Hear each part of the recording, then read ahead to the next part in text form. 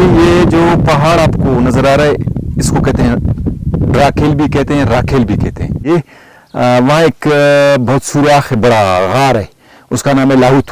और डिस्ट्रिक्ट खुजदा में 2 लाहौत है, एक ये और दूसरा जो शानूरानी के पास है।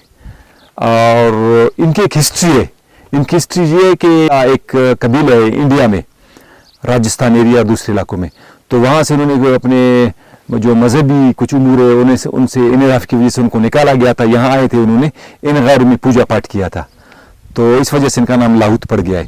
और ये जो लाहौत है राखेल वाला, ये तकरीबन 320 फीट तक लंबी है। और यहाँ वहाँ नवादात भी मिले हैं और आसपास 11 किस्म की हिंदी शक्ल की लिखाइयाँ भी है। हालांकि हिंदी लिखाई नहीं है, वो डिकोड अभी तक नहीं हुए, डिसाइफर नहीं हुए।